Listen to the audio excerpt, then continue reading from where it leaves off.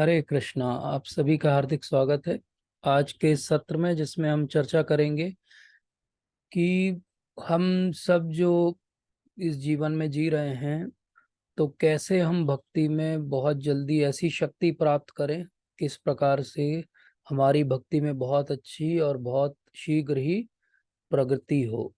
तो इस पर हम आज चर्चा करेंगे कि वो कौन कौन से प्रिंसिपल्स हैं जो हमको सीखना है कि हमारी भक्ति में बल आए और हमारी भक्ति को बल मिले। तो इस सत्र में हम भगवत गीता के आधार पे श्रील प्रभुपाद के अनुगत्य होके इस बात को समझने का एक प्रयास करेंगे। नॉर्मली अगर हम बल की बात करते हैं, स्ट्रेंथ की बात करते हैं, तो शारीरिक बल पे सबसे ज़्यादा जो है व्यक्ति का ध्यान जाता है। और आज की तारीख में अगर हम बात करें तो एक व्यक्ति हैं जिनका नाम है ज़ाइडना साविकेस। ये एक पावर लिफ्टर हैं और ये दुनिया के अभी 2023 में सबसे स्ट्रांगेस्ट व्यक्ति माने जाते हैं, क्योंकि इन्होंने बहुत सारे ऐसे वर्ल्ड रिकॉर्ड बनाए हैं, बहुत सारी चैंपियनशिप अपने नाम की है। लेकिन हम इस शारीरिक शक्ति की बात नहीं कर रहे हैं, हम जो बात कर रहे हैं वो आध्यात्मिक शक्ति की बात कर रहे हैं। तो पिछले बहुत सारे सत्रों से हम जो एक थ्रेड लेके चल रहे हैं वो ये है कि हमारी प्रेयर्स और हमारी भक्ति में कैसे सुधार हो। तो उसी थ्रेड को हम आज आगे बढ़ा रहे हैं, ये समझने के लिए कि भक्ति जब हम कर रहे हैं तो हमारी भक्ति में एक समय ऐसा आता है जब हमको लगता है कि कोई प्रगति नहीं हो रही, हम प्रयास कर रहे हैं लेकिन कुछ भी सुधार हमें समझ में नहीं आ रहा। तो ऐसा क्यों होता है और इसको कैसे हम इससे बाहर निकल सकते हैं, कैसे हमारी भक्ति में वो बल आ सकता है कि हम सेटिस्फाइड रहें कि हाँ, मेरी डिवोशनल सर्विस अच्छी चल रही है। तो हमने अभी तक के सत्रों से ये समझा है कि भक्ति कोई केवल भाव की बात नहीं है। हमने ये समझा है कि भक्ति बहुत एक सिस्टमेटिक तरीका है, एक साइंटिफिक प्रोसेस है। और अगर एक एक कदम आगे बढ़ाया जाए तो डेफिनेटली उसमें जिस तरह साइंस में रिजल्ट मिलते हैं ऐसे ही रिजल्ट हमें मिल सकते हैं।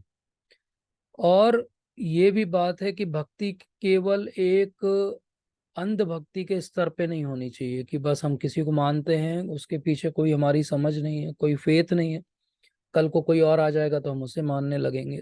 तो भक्ति क्या नहीं है? भक्ति सेंटिमेंट भी नहीं है। भक्ति क्या नहीं है? भक्ति ब्लाइंड फेथ भी नहीं है।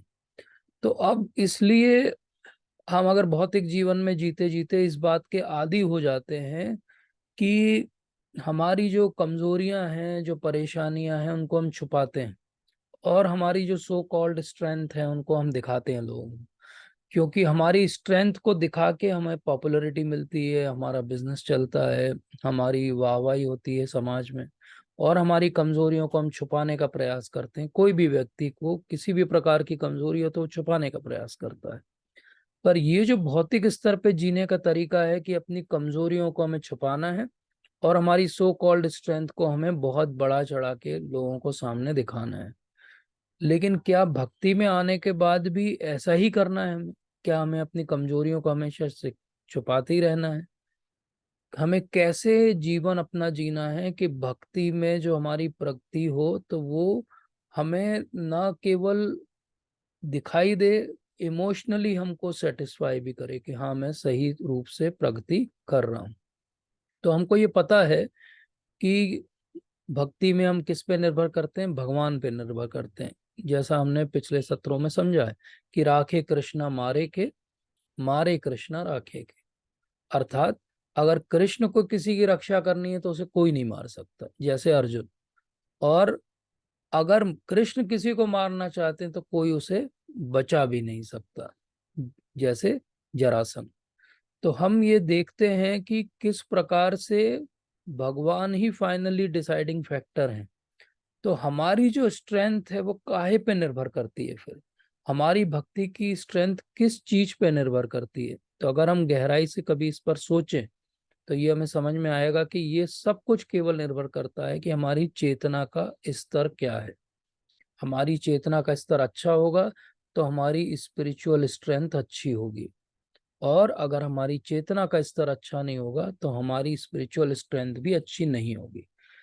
तो जब भी हमें लगे कि हमारी भक्ति में एक स्टेगनेशन आ गया है, हमारी भक्ति अच्छे से नहीं हो पा रही, तो हमको तुरंत सोचना चाहिए क्या मेरी चेतना के स्तर में परिवर्तन आया है।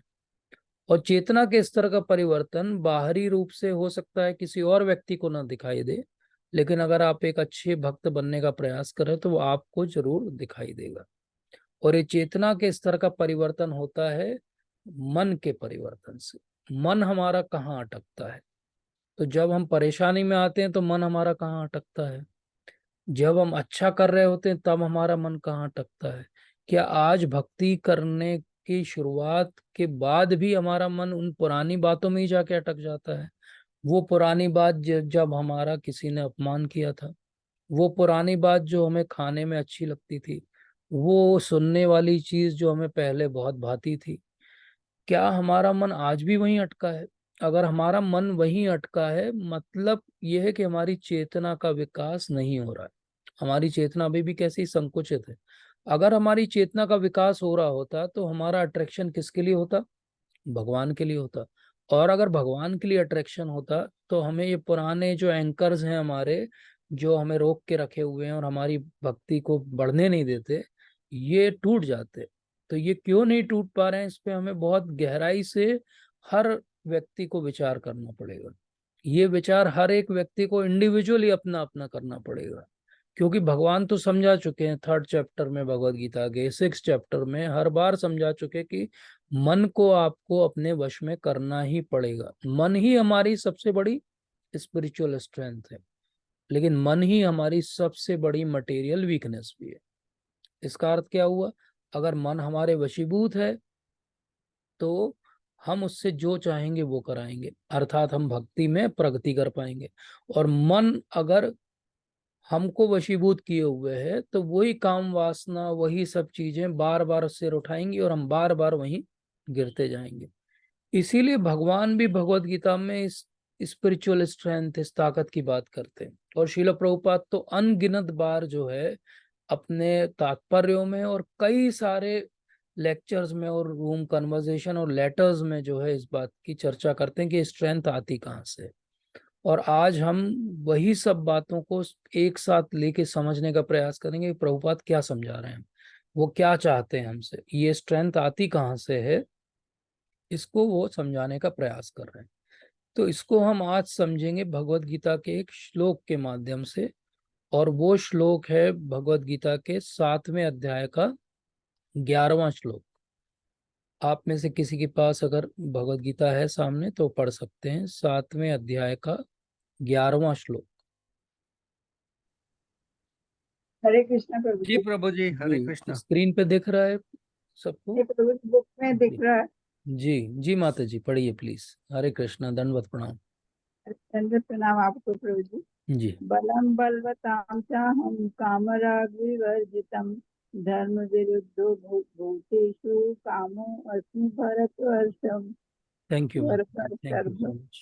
हरे कृष्ण। हरे कृष्णा। कोई और पढ़ना चाहेंगे? जी प्रभु जी। जी प्रभु जी पढ़िए। बलम बलवतां चाहम कामराग विवर्जितम धर्मा विरुद्धो भूतेषु कामोस्मि भरतर्षभ। थैंक यू हरे प्रभु कृष्णा। जी, हरे कृष्णा। कोई और पढ़ना चाहेंगे? प्रभु जी या माता जी कोई पढ़ना चाहेंगे?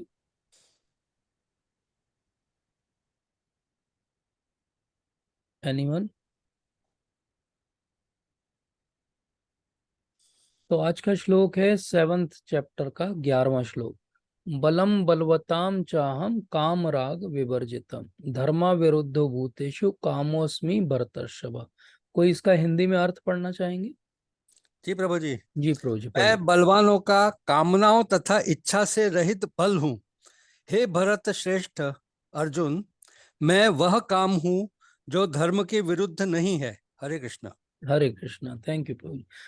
तो भगवान ने बहुत स्पष्ट रूप से कैटेगोरिकली यहाँ पे बताया, और केवल यहाँ नहीं बताया, हम अगर रेफरेंस ढूंढना चाहें तो 10th चैप्टर में फिर से वो लगभग इसी बात को थोड़ा सा घुमा के बताएंगे। बट यहाँ पे क्या बता रहे हैं पहले इसको समझ लेते हैं। तो भगवान क्या कह रहे हैं? बलम बलवताम अहम, मतलब मैं क्या हूँ, भगवान अपने ऑपुलेंस बता रहे हैं। और वो बताते हैं कि मेरा एक ऐश्वर्य है कि जितने बलवान से बलवान व्यक्ति तुम्हें दिखते हैं उन सबका बल मैं हूँ। लेकिन कैसा वाला बल हूं मैं? मैं बल हूं जिसमें कोई कामना नहीं है, कोई इच्छा नहीं है।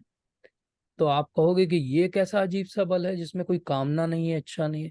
तो भगवान यहाँ बहुत स्पष्ट रूप से बता देते हैं कि ये इस शारीरिक बल की बात ही नहीं हो रही। यहाँ पे किस बात की बात हो रही है? स्पिरिचुअल स्ट्रेंथ की बात हो रही है। तो ये जो आध्यात्मिक बल है वो कैसा बल होता है? ये कामना और इच्छा से विरक्त होता है। आध्यात्मिक बल कभी आ ही नहीं सकता जब तक हमारी कामना और इच्छा उसके साथ जुड़ी हुई है। तो ये बात बहुत स्पष्ट रूप से हमको समझनी पड़ेगी कि कामना और इच्छा से विरुद्ध बल ही एक्चुअली सही बल है, और वही आध्यात्मिक बल है, और उसी को भगवान जो है उसकी अनुशंसा करते हैं। भगवान कभी भी नहीं कहते कि इच्छाओं के साथ आप आओ भक्ति में। इच्छाओं से विरक्त होके आपको भक्ति में आना पड़ेगा। इसी बात को वो 10th चैप्टर में, जैसा मैंने कहा, 36 श्लोक में फिर से कहेंगे कि सात्वताम अहम। इसका अर्थ क्या है? कि मैं जो सबसे स्ट्रांग है उसकी मैं स्ट्रेंथ हूँ। तो ये बल कौन सा बल है? ये आध्यात्मिक बल कहाँ से आता है? ये आध्यात्मिक बल आता है बलराम जी से। क्योंकि ये जो बलराम, जो नाम ही है उनका, वही ये दर्शाता है कि सारा वो बल जो आध्यात्मिक आनंद दे सकता है हमें, वो बलराम जी के अंदर है और किसी के पास नहीं है। तो इसलिए अगर हमें इस बल को समझना है तो हमें बलराम जी को समझना पड़ेगा। तो बलराम जी के बारे में अगर हम पढ़ें तो चैतन्य चरितामृत में आता है कि सर्व अवतारी कृष्ण स्वयं भगवान। तो भगवान क्या है? हमने पहले भी समझा है, एते चांश कला पुंसा कृष्णस्तु भगवान स्वयं। तो सर्व अवतारी कृष्ण स्वयं भगवान, तहार द्वितीय देह श्री बलराम। तो सर्व अवतारी कौन है? स्वयं भगवान श्री कृष्ण है। लेकिन उनकी द्वितीय देह कौन है? उनकी सेकंड बॉडी कौन है? तहार द्वितीय देह श्री बलराम। तो ये बलराम जी जो है उनकी द्वितीय देह है। तो supreme personality of godhead Shri Krishna है, और उनका पहला जो एक्सपेंशन है वो बलराम जी। उनके जो प्रकाश एक्सपेंशन होते हैं उनमें से पहला एक्सपेंशन बलराम जी। ये कौन से बलराम जी हैं? जो रोहिणी और वसुदेव के पुत्र हैं। तो अंतर क्या है कृष्ण में और बलराम में? अंतर ये है कि एक तो बाहरी रूप से हम जब दर्शन करते हैं उनके, तो जो कृष्ण है वो श्याम सुंदर है, अर्थात वो ब्लैकिश है कलर में। और जो बलराम जी हैं वो एकदम श्वेत है, वाइटिश है कलर में। और दूसरा अंतर क्या है? दूसरा अंतर ये है कि एक जो कृष्ण है वो सारी सेवा स्वीकार करते हैं, और बलराम जी जो हैं वो सारी सेवाएं देते हैं। तो ये भगवान का ही एक्सपेंशन है, लेकिन एक सेवक के रूप में है और एक सेव्य के रूप में है। और टेक्निकली हम देखें तो बलराम जी जब धरती पर भगवान लीला करते हैं तो वो 8 दिन पहले उनका जन्म होता है, इसलिए वो उनके एल्डर ब्रदर भी हैं। तो ये बहुत जरूरी चीज है इसको समझना कि भगवान भगवान की सारी एनर्जीज और सारे एक्सपेंशंस, इनको समझना बहुत जरूरी है। और ये भी समझना जरूरी है कि एक्चुअली स्ट्रेंथ से आप कभी भक्ति नहीं पा सकते। स्ट्रेंथ से अभी कभी भी आप सक्सेसफुल नहीं हो सकते। धर्म में जो बल लगता है वो आध्यात्मिक बल लगता है। और यही मिस्टेक किसने की थी? यही मिस्टेक की थी दुर्योधन ने। दुर्योधन को क्या लगा कि मैं नारायणी सेना ले लेता हूं, मुझे नारायण की या कृष्ण की क्या जरूरत है। और उसने क्या गलती की? उसने सारी नारायणी सेना तो ले ली, लेकिन फिर भी हार गया, क्योंकि कृष्ण को उसने छोड़ दिया। तो इसी प्रकार से हम भी कभी कभी मिस्टेक करते हैं कि हम जो है वो भगवान और उनके एक्सपेंशंस को नहीं समझना चाहते। हम कहीं ना कहीं किसी बाबा, किसी किसी के चक्कर में पड़े रहते हैं। इसलिए बहुत विस्तार से हमें भगवान के एक्सपेंशंस को समझना चाहिए, चाहे वो कितना भी हमें कंफ्यूजिंग लगता हो। क्योंकि जब हम बल को समझेंगे तो हमें समझ में आएगा कि बलराम जी का कितना महत्व है। जैसे हम भौतिक रूप से भी देखते हैं कि कभी हम बहुत बीमार पड़ जाएं, बहुत लेथार्जिक हो जाएं, जैसे हेपेटाइटिस में हो जाते हैं, तो थोड़ा भी हमारा शरीर हिलना नहीं चाहता, बहुत कमजोर हो जाते हैं, सहारे से चलना पड़ता है, क्योंकि बल हमारा चला गया है। ऐसे ही आध्यात्मिक जीवन है। आध्यात्मिक जीवन में भी अगर बल चला जाएगा तो हम बस दिखावे के लिए भक्ति करते रहेंगे, लेकिन भक्ति का कोई भी बहुत अच्छा हमें अनुभव नहीं होगा। अनुभव कब आएगा? जब हम ये समझेंगे कि ये बल तो बलराम जी से आता है। अब आज के सत्र में मैं आगे जो भी बात करूंगा उसमें मैं लगभग आपको 10 ऐसे टिप्स दूंगा जिससे भक्ति बढ़ सकती है हमारी। लेकिन मैं 1 2 3 4 5 ऐसे बोल के टिप्स नहीं दूंगा। इसके पीछे एक कारण है, और वो कारण ये है कि मैं चाहता हूं कि आप सब लोग जो भी सुन रहे हैं वो खुद से 10 टिप्स इस लेक्चर से निकालें और समझें कि हाँ, मेरे जीवन में ये 10 बातें अगर मैं अप्लाई करूं तो मेरी भक्ति का बल जो है वो बढ़ जाएगा, और मैं जो आज मटेरियल वीकनेस टाइप की भक्ति कर रहा हूँ वो स्पिरिचुअल स्ट्रेंथ के लेवल पे भक्ति होगी। तो अब मैं आगे के सत्र में आपको 10 टिप्स बताऊंगा। अगर आपके पास पेन पेंसिल कागज है, मोबाइल है, तो नोट करिए आपको कौन कौन सी टिप्स समझ में आती हैं। हम सत्र के अंत में अगर कोई डाउट होगा या कोई शेयर करना चाहेगा कि उन्होंने क्या 10 टिप्स लिखी हैं तो हम जरूर उसको सुनेंगे। तो भगवान श्री कृष्ण का जन्म क्यों हुआ? क्योंकि परित्राणाय साधूनाम विनाशाय च दुष्कृताम करना था उनको। लेकिन उसके पहले हम देखते हैं कि देवकी और वसुदेव जो हैं वो कारागृह में बंद हैं, और वहां पर कंस उन पर अत्याचार कर रहा है, और एक के बाद एक जो जो उनके पुत्र हो रहे हैं उन सबका जो है वो वध हो रहा है। अब ऐसा होता है कि जब 6 ऐसे वध हो चुके हैं तो एक भागवतम के अंदर 10th कैंटो में 2nd चैप्टर अगर आप पढ़ेंगे तो उसमें एक चर्चा आती है, और चर्चा ये है कि भगवान स्वयं योग माया को बुलाकर बोलते हैं कि देवक्या जठरा गर्भम शेषायम धाम मामका तत् सन्निक्ष रोहिणा उदरे सन्निवेशया। तो क्या कहते हैं वो कि देवकी के अब गर्भ में मेरा जो है एक्सपेंशन आ गया है, और उनका नाम क्या है? संकर्षण या शेष है। और योग माया को वो क्या आज्ञा देते हैं? योग माया को आज्ञा देते हैं कि इनको अब आप ट्रांसफर कर दीजिए रोहिणी मैया के गर्भ में। तो हमने जैसे देखा कि बलराम जी क्या है? पहले एक्सपेंशन है कृष्ण के, और वो पहले एक्सपेंशन कृष्ण के जब धरती पर भगवान लीला करने आते हैं भौम वृंदावन में, तो उनका एक्चुअल गर्भ में पहले आविर्भाव होगा देवकी के, और फिर उसके बाद वो रोहिणी के गर्भ में ट्रांसफर होंगे। तो इसीलिए बलराम जी के नाम बहुत सारे इस कारण से होते हैं। जैसे एक नाम उनका पड़ता है संकर्षण। संकर्षण का अर्थ होता है कि अट्रैक्ट करना, खींचना। तो संकर्षण इसलिए भी कहते हैं उनको क्योंकि वो शेषनाग के रूप में सारे जितने ब्रह्मांड ने उनको धारण करते हैं, अट्रैक्ट करके रखते हैं, जैसे ग्रेविटेशनल फोर्स होता है। यहाँ पर संकर्षण इसलिए भी उनको कहते हैं क्योंकि वो एक गर्भ में आविर्भाव होता है और वहां से योग माया के द्वारा वो दूसरे गर्भ में प्रतिस्थापित हो जाते हैं। इसी तरह बलराम जी का एक नाम है शेष। शेष का अर्थ क्या है?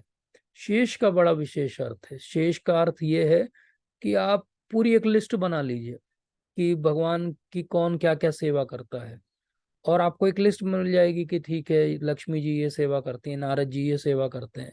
ये लिस्ट बनाते बनाते जब आप एग्जॉस्ट हो जाओगे तब आपको पता चलेगा कि ये जो बची हुई सारी सेवाएं ये कौन करता है? शेष सेवाएं कौन करता है? शेष करते हैं। इसलिए उनका नाम क्या है? शेष। और इनका रूप हमने देखा एकदम से बिल्कुल वाइटिश इनका कॉम्प्लेक्शन है, और ये हाथ में कुछ आयुध भी धारण किए रहते हैं। इसलिए इनका जो प्रणाम मंत्र है उसमें हम क्या कहते हैं ना? नमस्ते हलग्राम, नमस्ते मुशलायुध, नमस्ते रेवती कांत, नमस्ते भक्त वत्सल, नमस्ते बलिनाम श्रेष्ठ, नमस्ते धरणीधर, प्रलंबारे नमस्ते तू त्राही माम कृष्ण पूर्वज।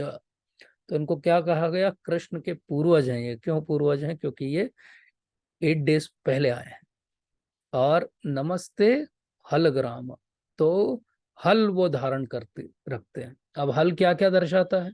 हल ये भी दर्शाता है कि वो वैश्य परिवार को बिलोंग कर रहे हैं, तो इसलिए वो कृषि कार्य उनका मेन कार्य है, इसलिए वो उस कृषि कार्य में हल का उपयोग होता है। लेकिन हल को बलराम जी कृषि में तो उपयोग करते ही हैं, लेकिन वो एक आयुध के रूप में भी यूज करते हैं। और एक उनके पास मूसल भी है। वो बहुत अच्छे जो हैं वो गदा युद्ध में पारंगत हैं, इसीलिए उनका एक शिष्य है जिसका नाम है दुर्योधन। तो ऐसे महान जो हैं वो बलराम जी हैं। तो ये बलराम जी जब हल लेके चलते हैं तो ये हल क्यों लेके चलते हैं? जैसे कृषि कार्य में पहले हल चलाया जाता है फिर बीज डाला जाता है, ऐसे ही हम सबके हृदय में जो बंजर पड़े हुए हैं, बलराम जी आएंगे और उसको ऐसे प्लॉ की तरह, हल की तरह वहां पे चलाएंगे। जब चलाएंगे तो हार्ट हमारा फर्टाइल हो जाएगा और उसमें फिर वो भक्ति का बीज डालेंगे। तो पहले वो आदि गुरु तत्व के रूप में हल चलाएंगे, मतलब हमारे जीवन में वो उनका किसी न किसी रूप में, किसी फॉर्म में वो आकर भक्ति का बीज हमें देंगे और धीरे धीरे इसी से हमारी भक्ति बढ़ेगी। तो उनका हल क्या क्या दर्शाता है? उनका हल दर्शाता है कि वो वैश्य के रूप में दर्शा रहे हैं कि कैसे खेती की जाती है और कितना महत्व है उसका। लेकिन भक्तों के लिए वो क्या दर्शा रहे हैं कि इसी हल से मैं आपके जीवन में भक्ति का जो है आरंभ करूंगा। और फिर उनके पास में एक गदा भी है, और गदा को बहुत अच्छे से यूज करते हैं जब वो किसी दानव का संहार करते हैं। और ये बात समझना बहुत जरूरी है कि अगर हमें कृष्ण को अप्रोच करना है तो बिना बलराम के नहीं हो सकता, क्योंकि बलराम जी क्या है? आदि गुरु तत्व हैं। सारे गुरु बलराम जी के ही एक्सपेंशंस हैं। और इसी प्रकार से सारे पैराफर्नेलिया जिससे हम भगवान की भक्ति स्तुति करते हैं, वो भी सब बलराम जी का ही एक्सपेंशन है। तो इसलिए हमको हर वस्तु जो हम भगवान की सेवा में लगाते हैं वो बलराम जी का एक्सपेंशन ही मान के उस प्रकार से हमें उनकी सेवा में लगना चाहिए। तो अगर हम वेदों को पढ़ें, उपनिषदों को पढ़ें, तो उसके अंदर एक श्लोक आता है, प्रभुपाद भी अपने तात्पर्य में इसको कोट करते हैं कृष्णा बुक में। और वो कहते हैं कि नायम आत्म बलहीन लभ्यो। तो नायम आत्म बल हीनेन लभ्यो का अर्थ होता है कि जिनके अंदर आत्म बल नहीं है उनको मैं नहीं मिलूंगा। तो लोगों ने इस श्लोक को बहुत गलत तरीके से समझा। बहुत सारे लोगों ने उपनिषद पढ़े और उनको लगा कि जब तक बल नहीं होगा तब तक भगवान नहीं मिलेंगे। इसका अर्थ क्या है? इसका अर्थ है कि नॉनवेज खाओ, बॉडी बनाओ, जिम जाओ और भगवान आपको मिल जाएंगे। लेकिन शिल प्रभुपाद बहुत स्पष्ट रूप से कहते हैं कि यहाँ पे आत्म बल शब्द का उपयोग हुआ। और आत्म बल का अर्थ क्या होता है? आत्म बल का अर्थ होता है स्पिरिचुअल स्ट्रेंथ। तो यहाँ पे स्पष्ट रूप से बताया जा रहा है कि जब तक आपके पास स्पिरिचुअल स्ट्रेंथ नहीं होगी भगवान नहीं मिलेंगे। अर्थात भगवान कब मिलेंगे? जब आप बलराम जी को प्रसन्न करेंगे। इसीलिए हम देखते हैं कि देवकी मैया के एक एक करके सारे पुत्रों का वध हो रहा है। और आचार्यगण ये समझाते हैं कि वो एक एक करके जो पुत्रों का वध हो रहा है वो काम, क्रोध, लोभ, मोह, मद और मात्सर्य को रिप्रेजेंट करते हैं। तो पहले ये प्यूरिफिकेशन हो रहा है उनका। काम, क्रोध, लोभ, मोह, मद, मात्सर्य, ये 6 चीजें जब जाएंगी तब कौन आएगा? तब बलराम जी आएंगे, अर्थात गुरु आएंगे। तो हमारे जीवन में जब हम इन सब चीजों से दूर हटेंगे, काम, क्रोध, लोभ, मोह, मद, मात्सर्य से, तो हमारे जीवन में कौन आएंगे? गुरु आएंगे। जब गुरु आएंगे तो फिर उसके बाद में भगवान भी आएंगे। इसी प्रकार से देवकी मैया के गर्भ में भी पहले ये सब हटे, फिर उसके बाद में बलराम जी आए और उसके बाद में भगवान श्री कृष्ण स्वयं आए। तो जिनके भी जीवन में भगवान आएंगे वो तभी आएंगे जब पहले उनके जीवन में बलराम जी आएंगे। तो इसीलिए जयदेव गोस्वामी ने और श्रील प्रभुपाद से भी पूछा गया कि ये हरे कृष्णा मंत्र में ये राम जो है वो क्या है? तो प्रभुपाद ने अलग अलग समय अलग अलग उत्तर दिया, क्योंकि सारे उत्तर सही हैं। तो उन्होंने बोला कि ये राम जो है वो रघुपति राम भी हैं, ये परशुराम भी हैं, ये बलराम भी हैं। ये राम सबको रिप्रेजेंट करते हैं। तो इसलिए बलराम जी जो संकर्षण है, बलराम जी जो शेष हैं, वही बलराम जी जो है आदि गुरु तत्व भी हैं। और ये कैसे हमें पता चला? क्योंकि अगर हम गर्ग संहिता पढ़ें, अगर हम आनंद वृंदावन चंपू पढ़ें, तो हमें ये बात और स्पष्ट रूप से पता चलती है। और यही गर्ग मुनि जो थे, इन्होंने बताया था नंद महाराज को कि बलराम कौन है। और गर्ग मुनि ने उस बात को सीक्रेट रखने के लिए कहा था, लेकिन उन्हें बताया बताया गया था कि ये स्वयं भगवान के ही पहले एक्सपेंशन है, जो बलराम जी के रूप में आए। तो जब बलराम जी के रूप में भगवान आए देवकी मैया के गर्भ में, तो देवकी मैया, भागवतम अगर हम पढ़ें तो बहुत स्पष्ट रूप से लिखा है कि वो बहुत ही प्रसन्न भी हैं। उनके एक दिव्य चेतना अंदर जागृत हो रही है, एक ऐसा दिख रहा है कि बिल्कुल शरीर में तेज है। लेकिन उसी के साथ वो दुखी भी हैं। वो दुखी इसलिए हैं क्योंकि उनको लगता है कि अब इसका भी वध हो जाएगा। और उसके बाद ऐसा होता है कि अपेरेंटली लगता है कि मिसकैरियज हो गया, क्योंकि वो गर्भ तो ट्रांसफर हो जाता है रोहिणी के पास। और इस प्रकार से भगवान जो है वो बलराम के रूप में पहले आते हैं, और उनका जन्म सीधे वृंदावन में होता है, धाम में होता है। इसीलिए भागवतम के अंदर 10th कैंटो में जिस चैप्टर की हम बात कर रहे हैं, भगवान स्वयं बलराम जी के लिए धाम शब्द का उपयोग करते हैं, क्योंकि वो ये बता रहे हैं कि बलराम जी तो धाम में ही आविर्भाव होगा उनका। तो अंत में वो उनका जन्म कहाँ होगा? धाम में ही होगा। तो इस प्रकार से हम देखें कि संकर्षण के रूप में चाहे उनका ट्रांसफर हुआ हो, संकर्षण के रूप में चाहे वो सबको अट्रैक्ट करते हो, संकर्षण के रूप में चाहे वो सबके साथ समान रूप से व्यवहार करते हो, तो हम देखते हैं कि जब वो दुर्योधन के प्रति उनका लगाव है, और जब लगता है कि अब युद्ध तो होने ही वाला है और उन्हें पता है कि दुर्योधन का वध हो जाएगा, तो उस युद्ध में वो पार्टिसिपेट नहीं करते, वो भारत की तीर्थ यात्रा पे निकल जाते हैं। तो इसलिए बेसिकली सेवा का मूल अगर हम समझे तो बलराम जी, क्योंकि वो बड़े हैं, लेकिन वो फिर भी क्या करते हैं, वो कहीं भी इंटरफियर नहीं करते। कृष्ण की जितनी लीलाएं हैं वो हमेशा उनको फैसिलिटेट करते हैं, क्योंकि आनंद का आस्वादन किसको करना है? कृष्ण को करना है। आनंद का आस्वादन बलराम जी नहीं करना चाहते, वो हमेशा यही चाहते हैं कि वो बैकग्राउंड में केवल सेवा करते रहें। और इसीलिए ये सेवा की भावना ही जब उनकी बहुत बढ़ जाती है, तो बलराम जी किस रूप में आते हैं? नित्यानंद प्रभु के रूप में आते हैं, क्योंकि उनको लगता है कि बलराम के रूप में मैं उतनी सेवा नहीं कर पा रहा हूं उनकी। लेकिन जब वो नित्यानंद के रूप में आते हैं, तो वो बहुत अच्छे से न केवल भक्ति कैसे करना है ये दिखाते हैं, वो बहुत अच्छे से भक्ति का प्रचार भी करते हैं। और जैसा जैसा गौरांग महाप्रभु ने कहते हैं, वैसा वो अपने जीवन में सबको प्रेरणा भी देते हैं, और सबको कहते भी कि ऐसा करना चाहिए। तो चैतन्य महाप्रभु के रूप में हम देखें तो चैतन्य महाप्रभु हमेशा भागवतम सुनते हैं, लेकिन जब वो बाकी सब भक्तों के साथ में बैठे हैं तो वो क्या सुनते हैं? वो सुनते हैं, कई बार हजारों बार सुनते हैं कि प्रहलाद महाराज का चरित्र क्या है, ध्रुव महाराज का चरित्र क्या है। लेकिन जब वो गंभीरा में स्वरूप दामोदर और रामानंद राय के साथ हैं, तो वो क्या सुनते हैं? वो दशम स्कंद सुनते हैं। तो हम देखते हैं कि इसी प्रकार से बलराम जी का भी भाव जो है वो भगवान के लिए सेवा का भाव है। लेकिन अकेले बलराम जी हैं जो भगवान को पांचों रसों में सेवा प्रदान कर सकते हैं।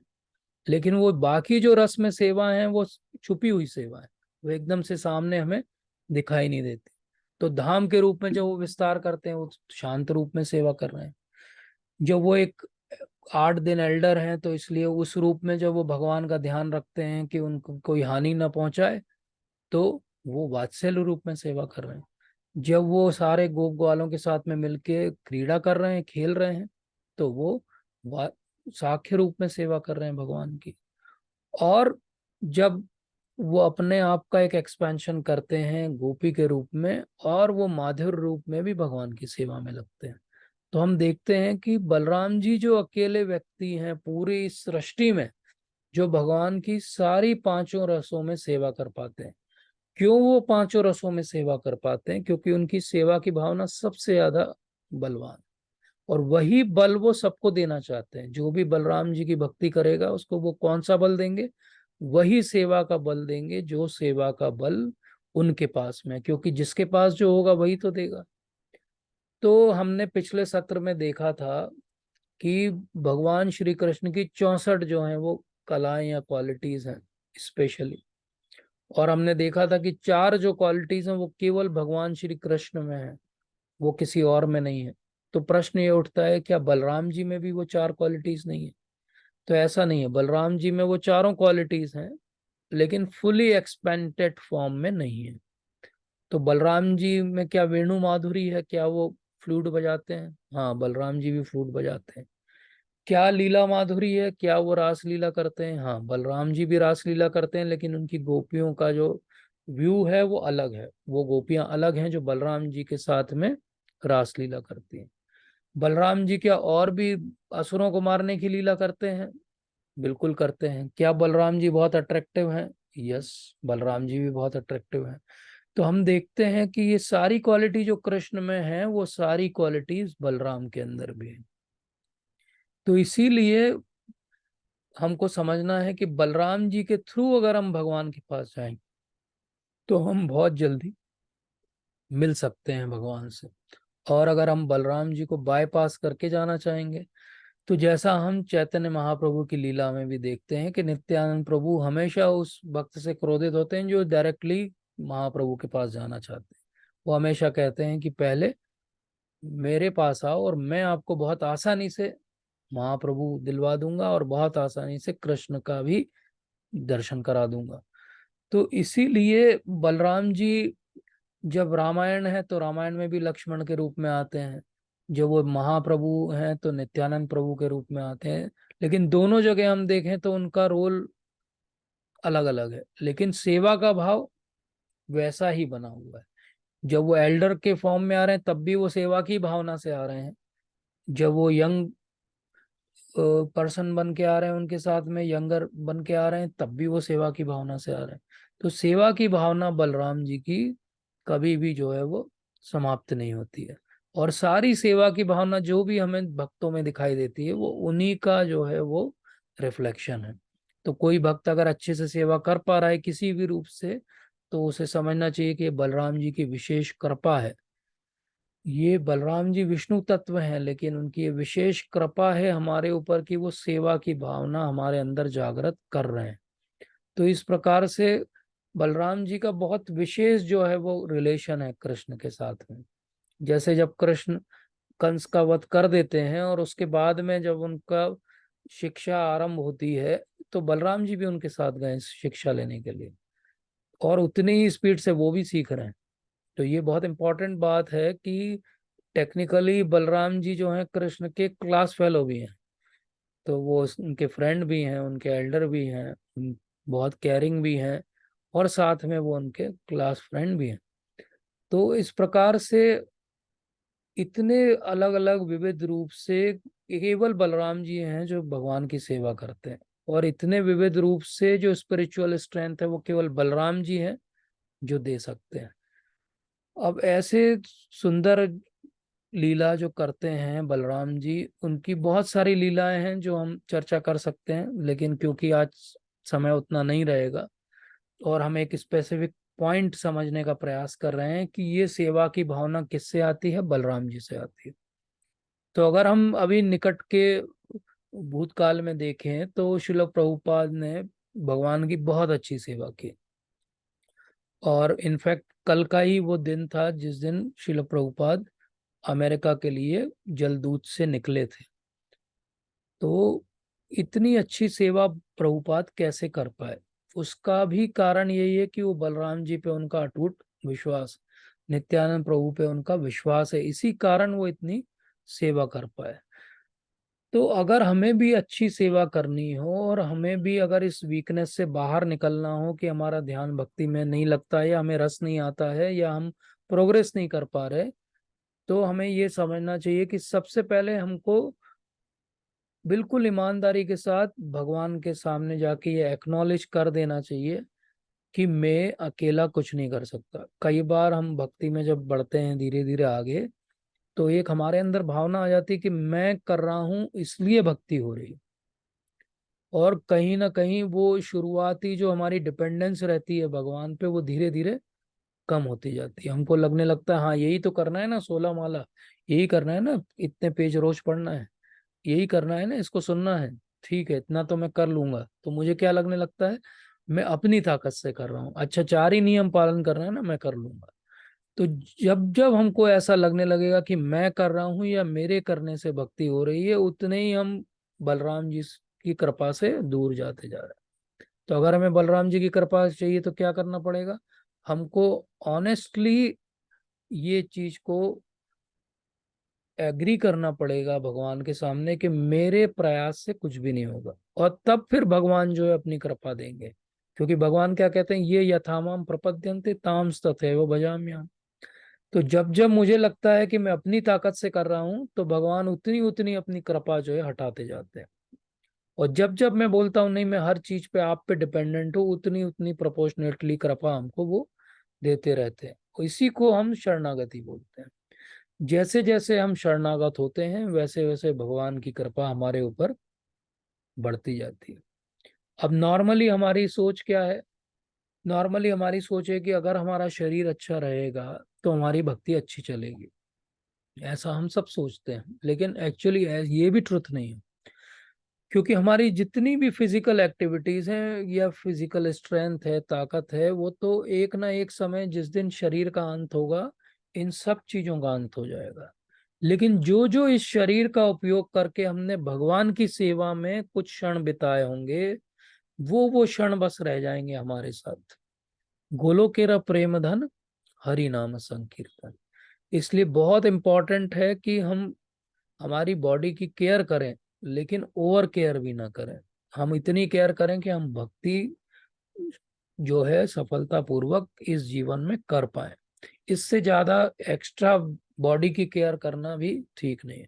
लेकिन इसका अर्थ ये भी नहीं है कि हम बॉडी की केयर ही ना करें, हम समय पर भोजन ही ना खाएं, हम इतने फसी ईटर हो जाएं कि हम हमारी बॉडी जो है वो कमजोर होती जाए। क्योंकि आप ये समझिए कि बॉडी कमजोर होगी तो भी भक्ति नहीं कर पाएंगे हम। तो हमें एक बैलेंस बना के रखना चाहिए।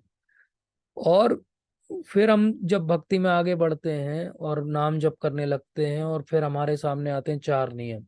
4 नियम के रूप में 4 रेगुलेशंस आते हैं। क्या आते हैं कि पर स्त्री पुरुष संग नहीं करना है, किसी प्रकार का नशा पान नहीं करना है, कोई हमें जो है जुआ आदि नहीं खेलना है, और कभी भी हमें मांसाहार नहीं करना है। तो ये भी जो 4 नियम है, ये भी पालन करना, हो सकता है भारत में हमें आसान लगता हो, लेकिन इतना आसान नहीं है।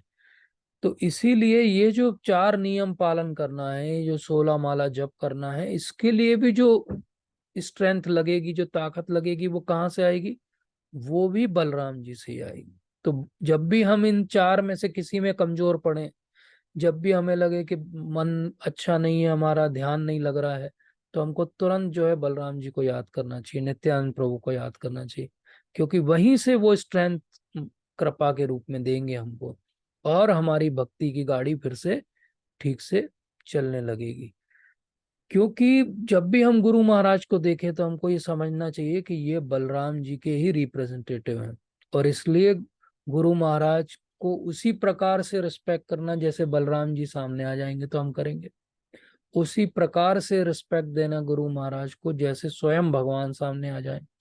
तो इसलिए ये समझना है कि गुरु के फॉर्म में, गुरु तत्व के फॉर्म में जो जो हमारे जीवन में आए हैं, उन सबको हमको वैसे ही रिस्पेक्ट करना जैसे हम भगवान स्वयं को रिस्पेक्ट करेंगे। अगर हम ये करते हैं तो हम क्या कर रहे हैं, हमारा वो गेट ओपन कर रहे हैं जिससे बलराम जी हमारे हृदय में अंदर प्रवेश करेंगे।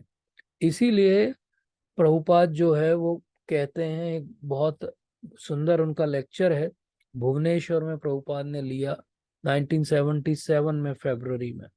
और वहां पर उन्होंने समझाया जो बात हमने इस सत्र के शुरू में भी की, कि उपनिषद पढ़ के बहुत सारे लोगों को लगता है कि बॉडी की स्ट्रेंथ अगर हम बना लेंगे तो हमको भगवान मिल जाएंगे। तो वो कहते हैं कि ये सब रास्कल फिलोसोफर्स हैं जो ऐसा सोचते हैं। बोले यहाँ पे बल का अर्थ बॉडी की स्ट्रेंथ नहीं है, बल का अर्थ यहाँ पे स्पिरिचुअल स्ट्रेंथ है। और यही बात वो एक लेटर में भी लिखते हैं। उनके एक बहुत ही अच्छे शिष्य हैं जन निवास प्रभु, और उनको वो लेटर में लिखते हैं 1970 में, कि बोले ये बात बहुत स्पष्ट रूप से हमको ध्यान रखनी है कि हम ये स्पिरिचुअल स्ट्रेंथ कहाँ से लाएंगे। बोले ये स्पिरिचुअल स्ट्रेंथ आएगी केवल बलराम जी से। बोले इवन हम देखते हैं, प्रभुपाद एग्जाम्पल देते हैं कि नॉन डिवोटीज जो हैं वो भी आते हैं और जब कभी कथा सुनते हैं तो वो भी इम्प्रेस हो जाते हैं।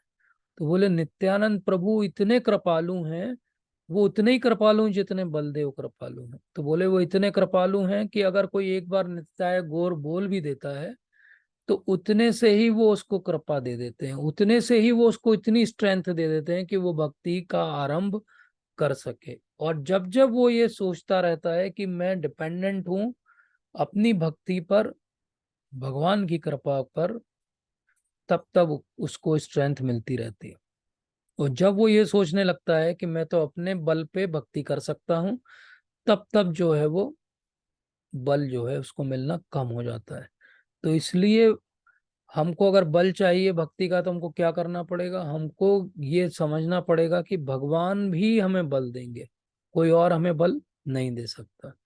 तो इसीलिए वो ये समझाते हैं और भगवान भी इस बात को कहते हैं कि कौन्तेय प्रतिजानी ही न में भक्ता प्रणश्यति। बोले ये बात जान लो कि मेरे भक्त का विनाश नहीं होता। लेकिन यहाँ पे पॉइंट क्या है, कौन्तेय प्रतिजानी ही न में भक्ता प्रणश्यति। अगर विनाश नहीं होना है तो हमको पहले क्या बनना पड़ेगा, भक्त बनना पड़ेगा। टेक्निकल बात है ये। वो ये नहीं कह रहे कि किसी का विनाश नहीं होता, भगवान बहुत स्पष्ट कह रहे हैं कि किसका विनाश नहीं होता, जो मेरा भक्त है। तो इसीलिए एक आदि गुरु के रूप में जब बलराम जी आते हैं तो वो बहुत सारी लीला करते हैं और बहुत सारे जो हैं वो असुरों का संहार करते हैं। उसमें से महत्वपूर्ण जो असुर हैं जिनका वो संहार करते हैं वो है ताल वन के अंदर धेनुकासुर। आप सब ये कथा पढ़िए, प्रभुपाद ने बहुत बहुत ही ब्यूटीफुली इसको समझाया है कृष्णा बुक में। तो धेनुकासुर का जब वो वध करते हैं तो धेनुकासुर किस रूप में है, धेनुकासुर एक गधे के रूप।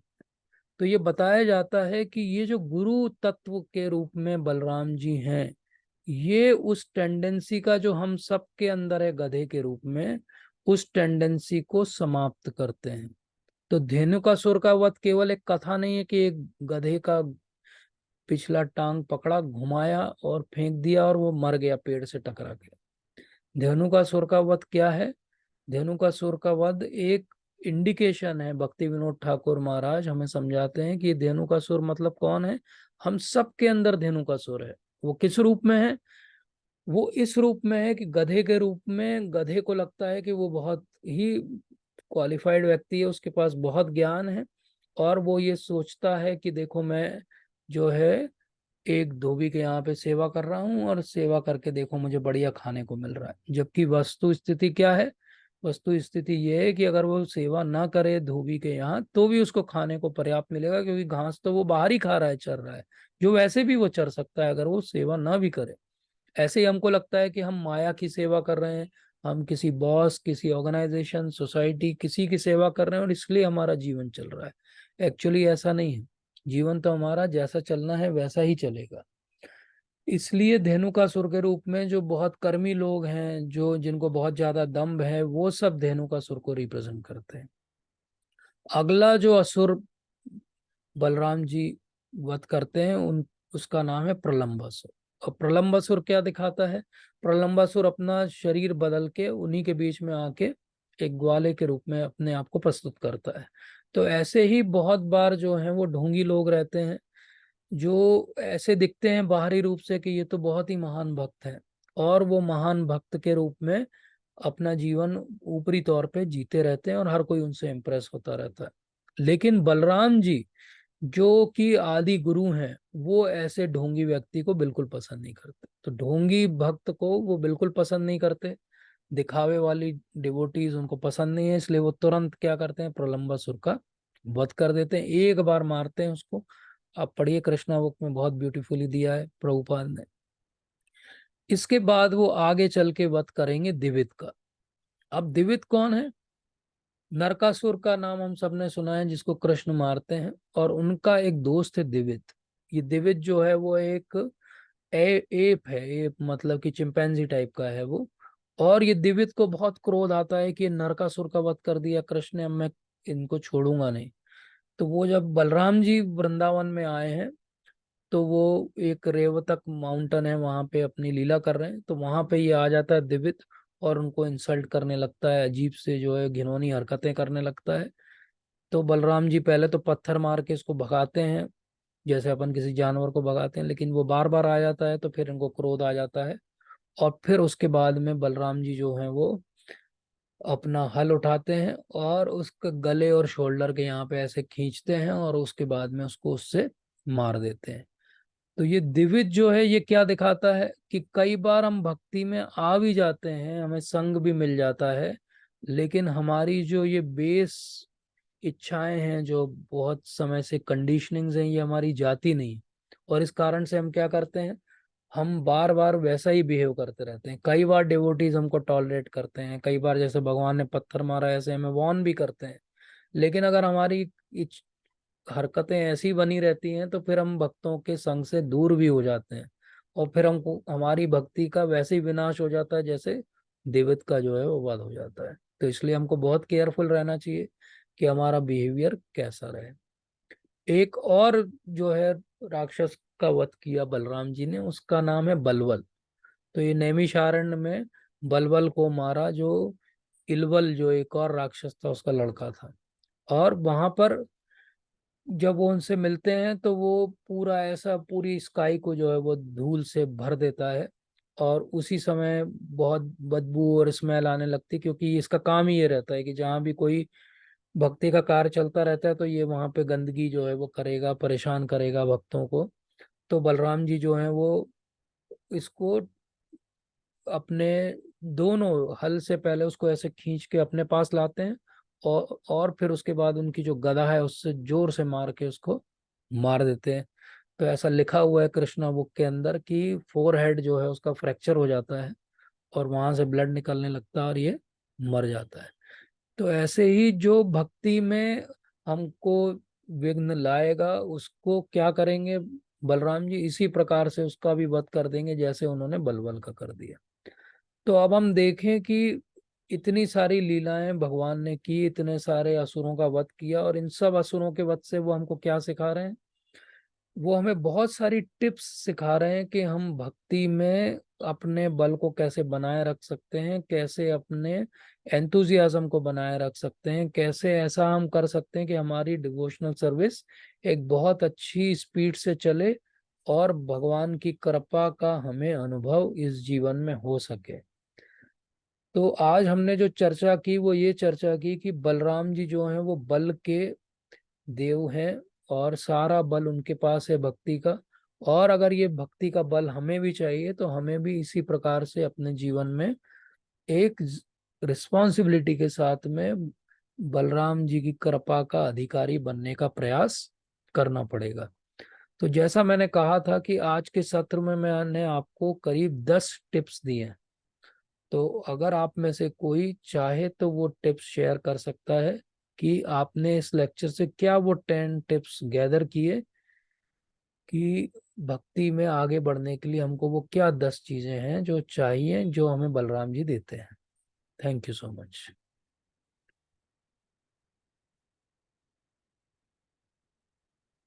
अंकित प्रभु जी।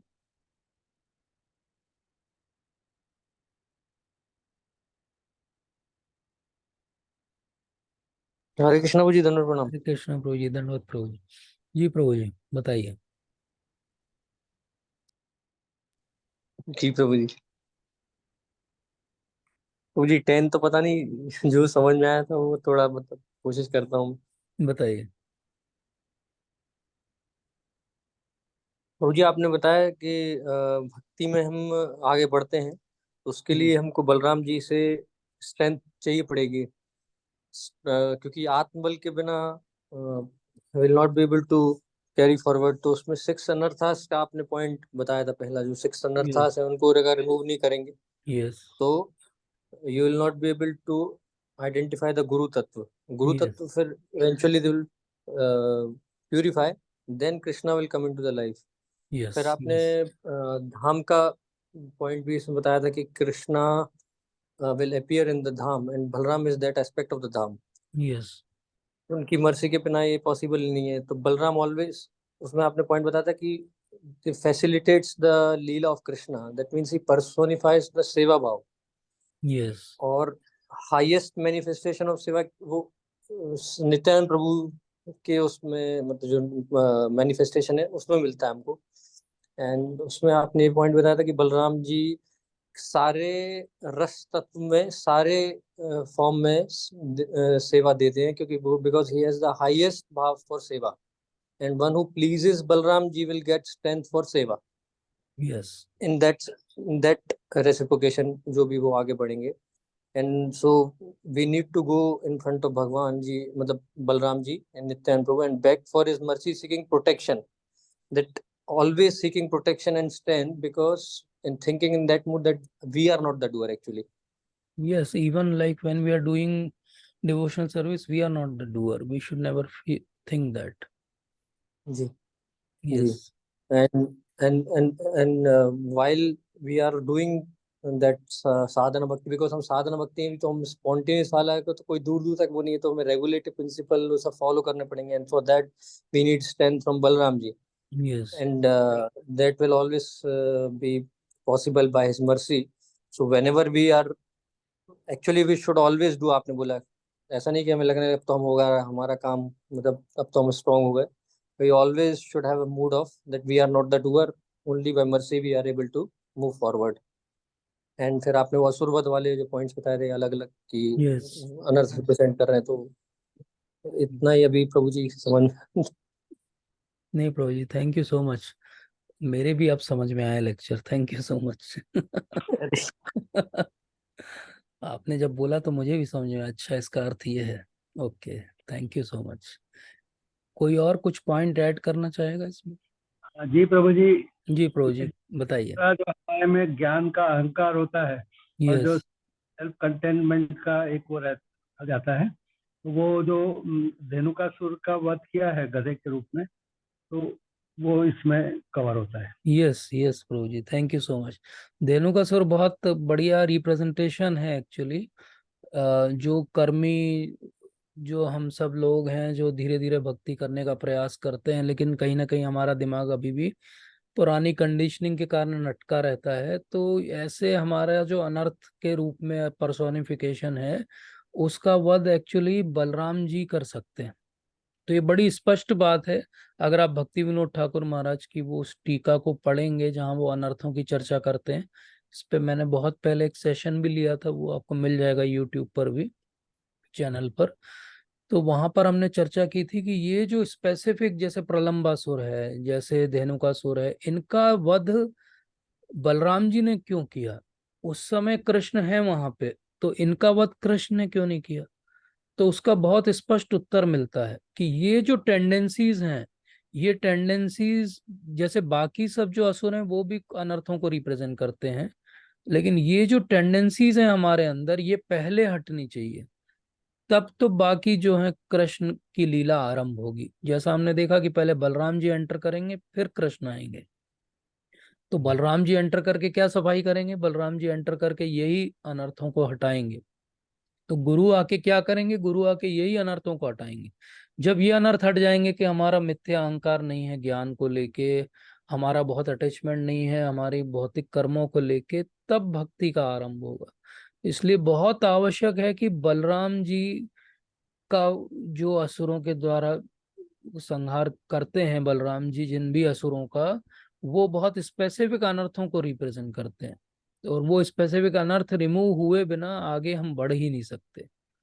और भक्ति विनोद ठाकुर महाराज तो अपनी टीका में ये भी लिखते हैं कि ये स्पेसिफिक जो अनर्थ हैं, इन स्पेसिफिक अनर्थों को रिमूव करने के लिए आपको स्पेशली प्रयास करना पड़ेगा। वो एक लाइन लिखते हैं वहां पे कि ये स्पेशल एफर्ट जो है डिवोटी को करना पड़ेगा। उसके बाद आगे वाले जो बाकी अनर्थ हैं वो धीरे धीरे अपने आप चले जाएंगे जब हम साधन भक्ति करेंगे। लेकिन ये हमें बहुत स्पेसिफिकली गुरु महाराज के आधार पे समझ के और उनकी कृपा से हमें इन अनर्थों को दूर करना पड़ेगा। तो बहुत सही पॉइंट आपने बताया प्रभु जी। और भी कुछ ऐड करना चाहेंगे कोई? क्योंकि हमें 10 पॉइंट्स बनाने हैं।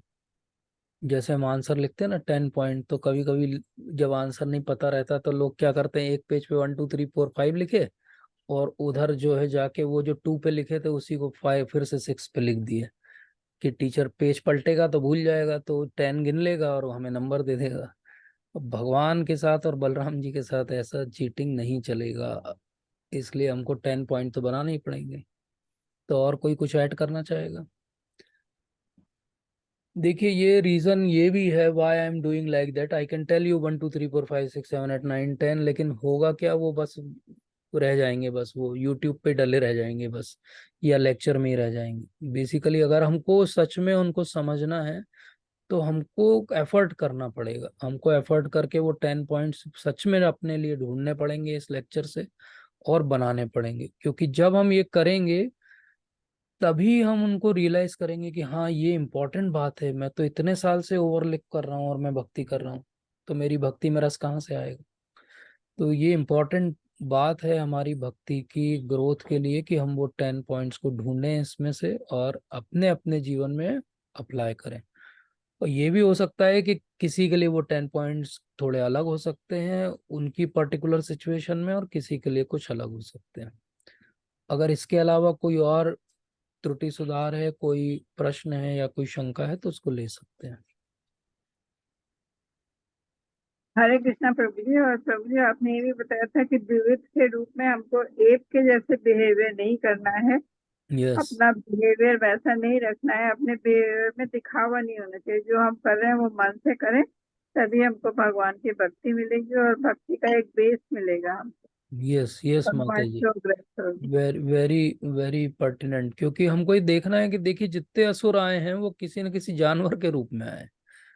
तो ऐसा क्यों है, उसके पीछे भी बहुत एक्चुअली साइंस है, साइकोलॉजी है, बहुत सारे रीजंस हैं कि क्यों वो पर्टिकुलर एम्बॉडीमेंट है उनका।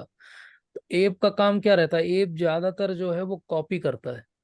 अगर आप जी जी। देखोगे तो एप जो है वो कॉपी मास्टर रहता है, वो एक दूसरे की कॉपी करेगा, मनुष्य को देख लेगा तो उसकी कॉपी करेगा। तो वही बात यहाँ पे भगवान बता रहे हैं कि हम कॉपी ना करें किसी की, हम जब भक्ति करें तो हमारा रियलाइजेशन क्या है उसको समझ के करें, ना कि हम किसी की कॉपी करने लगे। या हम कई बार हमारी पुरानी कंडीशनिंग, जैसे उसका जो बिहेवियर है अगर आप देखोगे कृष्णा बुक में पढ़ोगे तो उसका बिहेवियर बहुत ही अजीब सा है, मतलब बड़ा ही घिन टाइप का अजीब सा का कार्य करता है वो, जो बिल्कुल अनसिविलाइज्ड है। तो कभी कभी इवन पढ़े लिखे लोग, बहुत एजुकेटेड भी कभी कभी ऐसा बिहेवियर कर देते हैं पुरानी कंडीशनिंग के कारण। तो ये हमारी कंडीशनिंग कहाँ से जाएगी, ये भी जैसे बलराम जी ने उसका वध किया ऐसे ही वो हमारी इन कंडीशनिंग का वध करेंगे। बस we have to surrender to him, kill my this conditioning and he will do that. तो गुरु जी। महाराज के रूप में तो वो रोज ही कर रहे हैं। ठीक है प्रभु जी जी मत। बलवल वध का क्या रिप्रेजेंट कर रहे हैं हमको? बलवल एक्चुअली वध बलवल भक्त ये रिप्रेजेंट कर रहा है कि कई बार हम भक्तों के संग में रह के, और हम उनकी भी जो भक्ति चल रही होती है उसको भी इंटरफियर करने लगते हैं और डिस्टर्ब करने लगते हैं। ऐसा होता है जब हम भक्तों के संग में रहते हैं, तो कभी कभी कोई इतना डिस्टर्बिंग एलिमेंट भी हो सकता है कि वो खुद भक्ति करे जैसी करे, लेकिन वो दूसरों को भी भक्ति में जरूर इंटरफियर करेगा, डिस्टर्ब करेगा, और मतलब पॉजिटिव कंट्रीब्यूशन कुछ भी नहीं देगा। जैसे उसका कार्य क्या होता था, जब भी कहीं कोई यज्ञ होगा तो he will come and pass urine stool over it, he will overcast dust storm over it, कि सूरज ना आ पाए। तो ऐसा डिस्टरबेंस जो करता है उसका भी वध जो है वो बलराम जी करते हैं। अब क्योंकि आज सत्र में समय नहीं था, नहीं तो हम बात करते रोमहर्षण की, रोमहर्षण सुत, इनका भी वध जो है वो किसने किया, बलराम जी ने किया। तो वो क्यों किया, क्योंकि जब वो एक कथा चल रही है और वो व्यास गद्दी पर बैठे हुए हैं, और ऐसा हो रहा है कि बलराम जी उसी समय एंटर करते हैं, तो उनके रिस्पेक्ट में हर कोई खड़ा हो जाता है। लेकिन ये जो व्यक्ति है जो हाई सीट पे बैठा है, इसे लगता है कि मेरे खड़े होने की क्या जरूरत है, क्योंकि मैं तो भाई वक्ता हूँ यहाँ का, और सारे श्रोता हैं, तो ये जो आए हैं ये भी श्रोता ही हैं। तो वो उनको रिकॉग्नाइज ही नहीं कर पाते कि ये भगवान, स्वयं भगवान के जो है फर्स्ट एक्सपेंशन बलराम जी आए। तो क्या करते हैं बलराम जी, वहां से एक घास का तिनका उठाते हैं, ऐसे फेंकते हैं और उसी से उसका वध कर देते हैं। तो अब कोई कथा कर रहा है तो बड़ा अजीब सा हो जाता है सिचुएशन, कि कोई कथा कर रहा है, आधी कथा हुई है और उसका वध हो जाए। मतलब इवन आज के जमाने में भी हो जाए तो वो नेशनल न्यूज बन जाएगी। उस समय तो कैसी न्यूज बनी होगी, और वो भी करने वाला कौन है, बलराम जी। बोले ये कैसा काम कर दिया आपने। लेकिन वो क्या बता रहे हैं कि आपको कभी भी अभिमान नहीं होना चाहिए, कि ये एक्चुअली ज्ञान कहाँ से आ रहा है, गुरु महाराज से आ रहा है, महान भक्तों आचार्यों से आ रहा है। और हमको जिस दिन अभिमान होने लगे कि मैं इसका जो है वो पूरा करता धरता हूँ, मैं यहाँ का ठेकेदार हूँ, मैं बोलता हूँ इसलिए लोग सुनते हैं, तो यही बात जो बलराम जी को पसंद नहीं। जिस दिन आपको ऐसा लगने लगेगा, बलराम जी का जो है वो एक घास का तिनका भी वध कर सकता है। आ तो जाए। really there are so many instructive stories about Balram ji, what we can learn from him. तो माता जी ने बिल्कुल सही कहा। और कोई कुछ ऐड करना चाहेगा, कोई पूछना चाहता है कुछ, कोई क्वेरी है? नहीं तो हम प्रवीण प्रभु जी से पूछेंगे आज कि वो इस बारे में हमें और क्या ज्ञान दे सकते हैं। हरे कृष्णा प्रभु जी। हरे कृष्ण माता जी। प्रभु जी, एक और आपकी आवाज कट रही है माता point जी। जो आया था कि भक्ति में सादगी रखनी है। Yes yes. प्रभु जी अभी आ रही है हाँ अब आ रही है जी माता जी।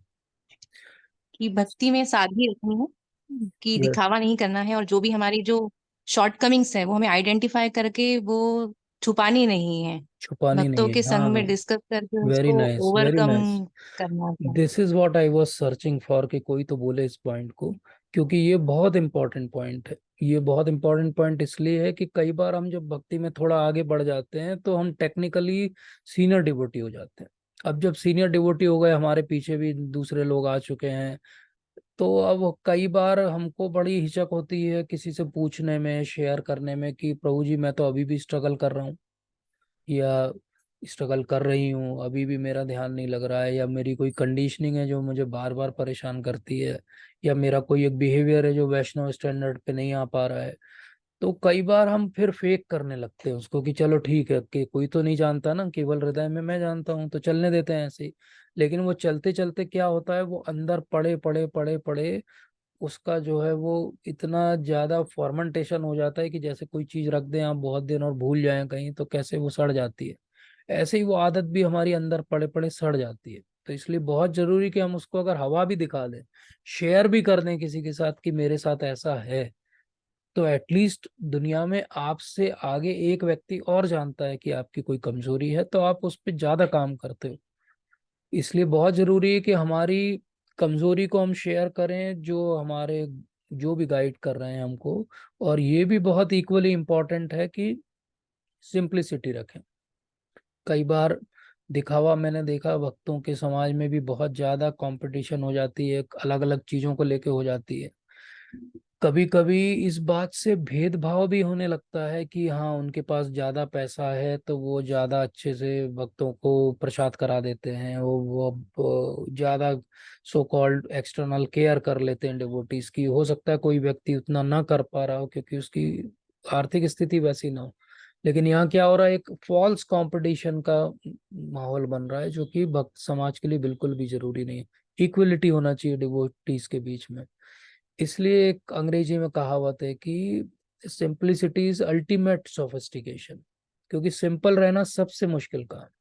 लेकिन अगर आप एक चीज सीख लो, सिंपल रहना, तो आप कितने सारे लोन, कितने सारे दिखावे, जंजाल, कितने सारी परेशानियां सबसे बच सकते हो। इसलिए हम जितने सिंपल रहेंगे, जितना हम दूसरों को सच में हृदय से केयर करेंगे, जितना हम अपनी भक्ति के लिए सीरियस होके हम हर एक अपने अनर्थ पे काम करना चाहेंगे, उतनी हमारी प्रोग्रेस होगी।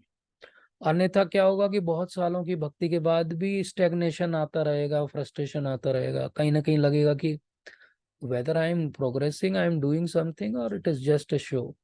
So very nicely you have told us, and that is one of the most important point which I was looking for.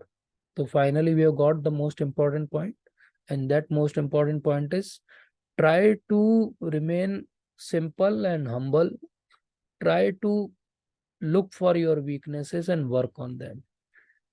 Praveen प्रभु जी, आप कुछ इसमें अपना कुछ साझा करेंगे? हरे कृष्ण प्रभु जी, हरे प्रणाम। कृष्ण, धन्यवाद, प्रणाम प्रभु जी। क्या साझा करेंगे आपने इतना बहुत ही अच्छे तरीके से समग्र, जिसे कहते हैं ना समग्र, वो समग्र प्रस्तुति थी यहाँ पर। और मेरा तो ज्ञान भक्ति सभी संकीर्ण है, पिछले नहीं, दर्जे का है फोकस्ड है, तो उसको संकीर्ण नहीं कहते, फोकस्ड है। हमारा ऐसा डिफ्यूज है, आपका लेजर लाइट जैसा है। लेजर लाइट छोटी दिखती है but it can burn anything, so that is आपने जो है श्लोक लिया था 10वां, यस, 11वां श्लोक लिया था और वहां से 7-11, यस। जी 7-11 है ना, तो वहीं से अगर हम लोग उसको स्टार्ट करें, आपने जितनी क्वालिटीज और कहा भी, खुद भी कहा कि लक्ष्मण जी और इधर आके बलराम जी, तो वो सारे के सारे क्वालिटीज जो है वो उधर लक्ष्मण जी में भी वैसे ही दिखाई पड़ते हैं। और यस, बलम बलवताम चाहम काम राग विवर्जितम, ये पूरी जो बात है वो हनुमान जी में और लक्ष्मण जी में परिलक्षित होती है। बलम बलवताम चाहम, तो वो कैसा बल जो स्वयं के लिए ना हो, और वो बल अपना तो है ही नहीं कहीं से। तो ये बात जो है वो हनुमान जी तो हर जगह परिलक्षित करके ही दिखाते हैं। लंका दहन के लिए जाना है, सीता जी के अन्वेषण के लिए जाना है, उठ भी नहीं रहे हैं कि मैं जा भी सकता हूँ, ये बात भी नहीं हो रही है। कोई दूसरा कह रहा है आपके पास तो बहुत बल है, बोले किसका बल है, मेरा तो नहीं है। जब एहसास दिलाते तो बोले ठीक है, भगवान राम का बल है। और इसीलिए गोस्वामी जी लिखते भी है उनको कि जिम अमोघ रघुपति कर बाना, ये भांति चले वो हनुमाना। जितना अमोघ जिस तरह से भगवान का बाण रहता है, तो बल जो है वो किसका है बाण खींचने में, तो बल जो खींचता जो है, बाण चला रहा है उसका है। चलाता है, उसका Yes. बल होता है। बल तो बाण का नहीं रहता। और वो लक्ष्य भेदन भी वही करता है जो, बड़ा अच्छा एग्जाम्पल है, वेरी तो नाइस। जो हनुमान जी हैं वो अपना बल नहीं रखते, और बल इसलिए अपना नहीं है, इसलिए वो अलग अलग समय पर अलग अलग प्रकार का हो जाता है। जहां पर लंका जलानी है उसके लिए डिफरेंट बल चाहिए, समुद्र लांघना है उसके लिए डिफरेंट बल चाहिए, यस, रावण से लड़ना है उसके लिए डिफरेंट बल चाहिए। तो ये सारे बल जो है वो जैसी आवश्यकता रहती है, चूंकि अपना नहीं है, और भगवान राम का तो अतुलित है, इसीलिए हनुमान जी को कहते हैं अतुलित बल धामम। तो वो धाम, वो जगह जहां पर अतुलित बल रहता हो, और अतुलित बल कौन है, वो भगवान राम स्वयं है। तो भगवान राम जहां पर निवास करते हो वो हनुमान जी का हृदय है। तो मतलब एक तरह से कहें तो भगवान राम का स्टोर हाउस, कहीं पर अगर उन्होंने सोचा कि चलो सारा बल रख देते हैं ले जा करके, और जैसा व्हेन एंड हाउ ये यूज होने का है तो वैसे यूज होता रहेगा। तो that is how it is. And दूसरा भी आपने मेरे संदर्भ में कही, लेकिन बात जो है वो लक्ष्मण जी के लिए बड़ी सटीक है। लक्ष्मण जो शब्द है उसका अर्थ होता है लक्ष्योन्मुखी मन हो जिसका, जो सिर्फ लक्ष्य पे ही ध्यान रखे, उसके अलावा कहीं और ना जाए। लक्ष्योन्मुखी मन हो जिसका, वो है लक्ष्मण। तो लक्ष्मण जी जो है वो हमेशा लक्ष्य पर ध्यान रखते हैं। और लक्ष्य क्या है कि भक्ति की रक्षा हो, भगवान से जीव का मिलन हो। जीवाचार्य का कार्य ही यही है। हम लोगों ने पिछले से पिछले सेशन में बात की थी, एक चौपाई जिस पर चर्चा हुई थी थोड़ी सी, उभय बीच श्री सोहति कैसे, ब्रह्म जीव विच माया जैसे। तो वो स्थिति जो है भक्ति की सुरक्षा की भी है। और भक्ति को सुरक्षित किससे करना है, भक्ति को सुरक्षित करना है मद मोह कपट छल, इन सब से, मात्सर्य से, जो नाना विकार हैं उनसे।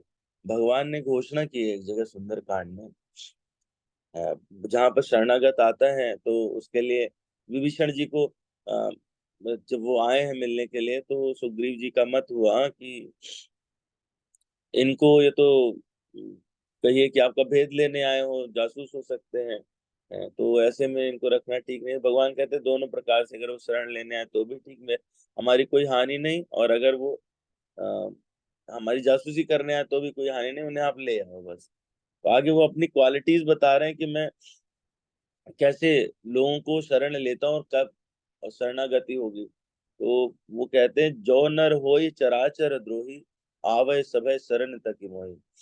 भय से मेरा शरण लेने के लिए आए, तज मद मोह कपट छल नाना, करऊं सद्यते ही साधु समाना। तो उसको त्याग करने के लिए कहा उन्होंने, मद मोह कपट और नाना प्रकार के छल। तो इनको कौन, इनका वध कौन कर सकता है? इनका वध जो है स्वयं से तो हो नहीं सकता, किसी बल की आवश्यकता है। वो बल जो है वो बल वैराग्य का रहता है, वो बल भगवान के आश्रय का रहता है। तो लक्ष्मण जी या बलराम जी जो है वो भगवान के आश्रय हैं। जो आश्रय हमको चाहिए होता है वो भगवान का आश्रय तत्व है, जो हमको भगवान तक कनेक्ट कर देता है। तो जो वो चौपाई भी थी वो भी ऐसी थी कि उभय बीच श्री सोहति कैसे, ब्रह्म जीव बिच माया जैसे। माया, वो माया जो विद्या माया है या भगवान की भक्तिमयी माया है, तो वो बीच में है, और भगवान एक तरफ है, दूसरी तरफ जीवाचार्य हैं। और जीवाचार्य बाकी चीजों से भक्ति की, हमारी सबकी भक्ति की रक्षा भी करते हैं, और जीव को कनेक्ट भी करते हैं भगवान से। और अभी तो मतलब आपने वो सारे असुरों को वध करने के रूप में ये वाली जो बात हम कह रहे थे कि मद मोह कपट छल, इनको असुरों को कैसे मारते हैं? वो मारते हैं तो आसानी से नहीं। अगर हम लोग देखें तो रामायण में मेघनाद का वध वो लक्ष्मण जी ने किया। कथा इस प्रकार की है कि वो व्यक्ति जो 14 वर्ष से ब्रह्मचर्य का पालन करे और कभी उसने पलक भी ना झपकाई हो, कभी सोया नहीं हो, वही व्यक्ति मेघनाद का वध कर सकता था। पर तत्व की बात क्या है कि भ्रम से पहले मद का जो है वो बादल रहता है चारों तरफ। मेघनाद मद का बादल है। उस मद के बादल को चीरने के लिए कोई ऐसा व्यक्ति चाहिए होता है जो अपने लक्ष्य को सामने रखे, हमेशा उससे भटके नहीं। इसलिए पहले मद समाप्त करने के लिए मेघनाद का वध पहले हुआ। रावण भ्रम है, भ्रम के ही होते हैं 10 सर। अलग अलग सिर जो है वो भ्रम के ही होते हैं। भ्रम में ही कभी कुछ समझता है, कभी कुछ समझता है, कभी कुछ समझता है, वो रावण है। लेकिन अगर एक बार मद समाप्त हो जाए तो भ्रम को समाप्त करना बहुत आसान है। मद बना रहे तो भ्रम उतना ही प्रबल रहे। तो मद को समाप्त करने के लिए, भ्रम को समाप्त करने के लिए जो आवश्यकता है वो है जीवाचार्य के शरण की, वो बलराम जी के शरण की है। बलराम जी में तो बल भी है और राम भी है। यस, राम भी है। Your favourite. तो मतलब मेरे सामने तो जब नाम आता है तो मेरा इंक्लिनेशन थोड़ा डिफरेंट हो जाता है। इसलिए कथा में, डिस्कशन में एक डिस्कशन भी होने लगते हैं, यस। तो वो थोड़ा भिन्न हो जाते हैं। बाकी अ, अपना जो है वो कोई ऐसा विश्लेषण नहीं है बलराम जी पर, तो ज्यादा कुछ कहने के लिए मेरे पास नहीं है। आपने जो बताया वो ये वाली बात तो अभी आपके डिस्कशन में ही क्लियर हुई कि भगवान ने कहा वहां पे, तज मद मोह कपट छल नाना, करो सिद्ध तई साधु समाना। तो साधु समान तभी बना पाएंगे जब ये सबको कोई त्याग दे। ये खुद से तो त्यागे जाते नहीं है, खुद से तो यस। कभी नहीं त्यागे जाते। इनका तो वध ही होता है, और वध जो है वो भगवान की कृपा से उसी आश्रय से होता है, उसी बल से होता है जो बलराम, करना कैसे। Yes, thank you so much Prabhu ji. तो हमें ये भी पता चला कि जितने भी असुरों का वध हुआ, चाहे रामायण में चाहे कृष्ण लीला में, वो सब कोई ना कोई अनर्थ को रिप्रेजेंट ही करते हैं। ये आचार्यों की बहुत सारी टीकाएं हैं, इनसे स्पष्ट होता है। अब हमें ये ध्यान देना है कि हमारे अंदर कौन सा अनर्थ ज्यादा प्रबल हो रहा है, तो हमें वो वाली कथा को और ज्यादा सुनना चाहिए ताकि वो वाला अनर्थ पे हम ज्यादा कार्य कर सकें। Sakshi Keshav Prabhu ji, are you there? Yes, yes, I'm very much there. I'm in Jabalpur. I'm Yeah. visiting people, So inviting we people have for a very Janmashtami. senior devotee who is following everything so sincerely, and we are so thankful for his presence. So let's hear something from him about Janmashtami. Yes, Prabhuji, over to you. Actually, Prabhuji, actually, like for all the participants, tomorrow morning we have got a Gita quiz competition from 9 to 10, and the venue is MCCI Hall, which is in Civic Center opposite Chowpatty. If any of you wishes to attend that Gita quiz in the morning from 9 to 10, you all can come to attend that quiz competition. There will be 50 questions, and all the questions are objective types questions. So tomorrow morning, 9 to 10, Mahakaushal Chamber of Commerce Near and Civic Industries Center, office is there on the second floor opposite in Civic Center opposite Chowpatty. Chowpatty. So you all are welcome for that. किसी को भी आना है तो वहाँ के spot registration आके करा के they can appear. And plus, Prabhuji, like I have a very important message for you also. Yeah.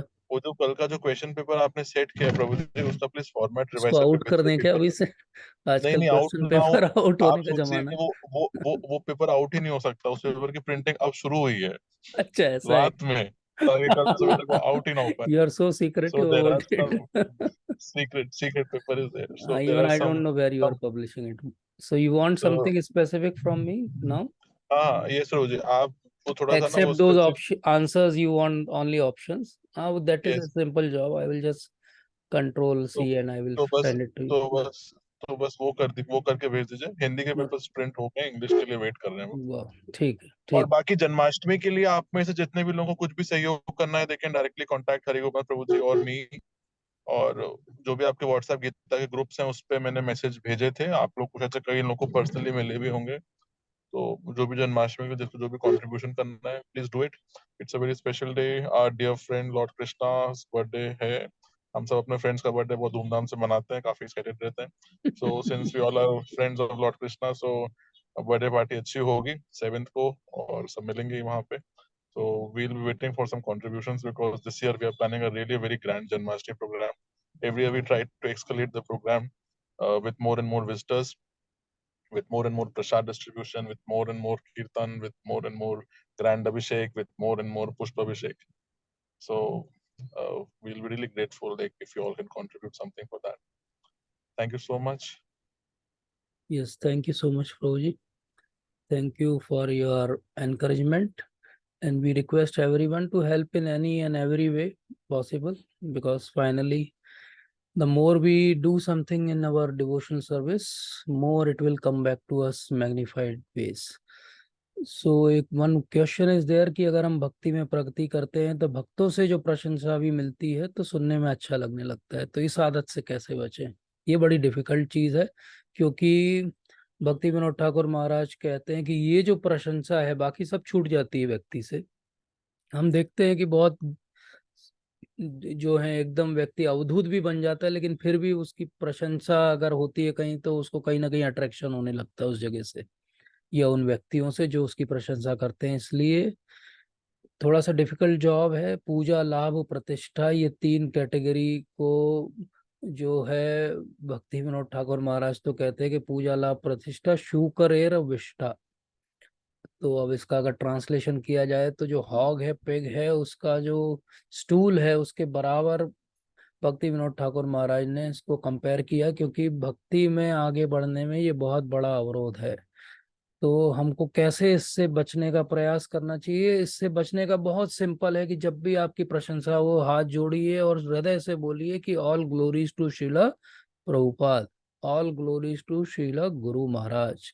जो कुछ हो रहा है वो उनकी वजह से हो रहा है, और जो भी ग्लोरीज हैं वो उनकी ग्लोरीज हैं। तो तुरंत सारी प्रशंसा को ट्रांसफर कर दीजिए, या तो अपर लेवल पे ट्रांसफर कर दीजिए गुरु महाराज और उनके गुरु महाराज की तरफ, या फिर आपकी उस सेवा में जिसने सहायता की है उनकी तरफ ट्रांसफर कर दीजिए, ये सोच के कि ये सब सेवा इन सब भक्तों के कारण हो पाई, मेरा तो कोई लेश मात्र भी इसमें कंट्रीब्यूशन नहीं था।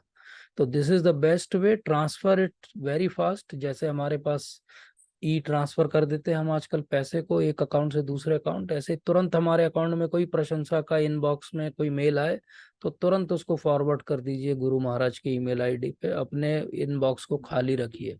दैट इज द बेस्ट वे। नहीं तो क्या होगा, 1 2 मेल 3 मेल, उसके बाद आपको अट्रैक्शन होने लगेगा, फिर किसी दिन आपकी सेवा पे कोई प्रशंसा नहीं करेगा तो उस दिन वो सेवा भी छूट जाएगी या मन लगना बंद हो जाएगा। तो that is the best way out. Best way is to not take any credit, give all credit to where it is due, and where that credit is due, that credit is due to Srila Gurudev, Srila Prabhupada, because they are actually doing it, we are not doing it. So I hope this Mataji has said that okay, she is happy with this answer, so all glories to Srila Prabhupada. Thank you so much. Vancha kalpatarubhyascha kripa sindhubhyo cha patitanam pavanebhyo vaishnavebhyo namo namaः।